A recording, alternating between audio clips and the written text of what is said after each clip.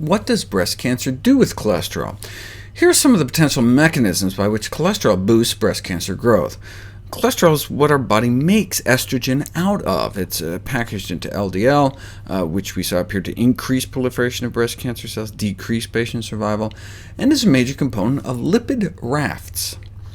Compared with their normal counterparts, cancer cells have higher levels of cholesterol-rich lipid rafts in their plasma membranes, which may be important for cancer cell survival, as well as serve in human cancer development in terms of tumor migration and invasion. Elevated levels of these cholesterol-rich lipid rafts have been found in breast cancer cells, and the thought is that by reducing blood cholesterol levels may disrupt lipid raft formation and thereby inhibit breast cancer development. This suggests cholesterol targeting may be useful as a cancer therapy.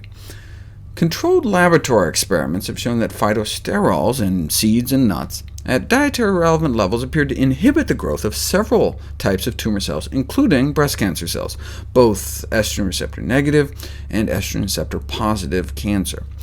The therapeutic implications are that plant-based diets rich in phytosterols may offer protection against the development of breast cancer.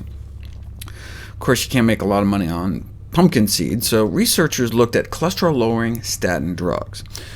Evaluating the safety of statin drugs for women is particularly difficult, however. Little research has explicitly proceeded from a gender-based perspective. Some Petri dish work looked promising, but population studies have shown mixed results.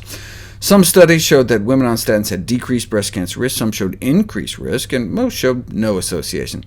But these were all relatively short-term studies. So-called long-term statin use was defined as mostly just like 3 to 5 years. Breast cancer can take decades to grow. The one study that looked at 10 or more years of statin use only included 62 cases. Given the increase in statin use over the past few decades, and the fact that they're commonly prescribed to be taken every day for the rest of your life, the studies published to date have had limited ability to evaluate the impact of long durations of use. And we better figure this out. About 1 in 4 women over 45 in this country are on these drugs. But that was the only data we had until now. Thousands of breast cancer cases included, and long-term statin users, women taking statins for 10 years or more, had more than double the risk of both types of breast cancer, invasive ductal carcinoma and invasive lobular carcinoma.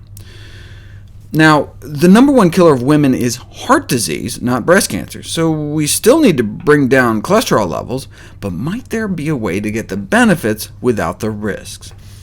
Plant-based diets have been shown to lower LDL cholesterol by over 30%, within just a couple weeks, equivalent to most of the standard cholesterol-lowering statin drugs without potential side effects such as increased breast cancer risk.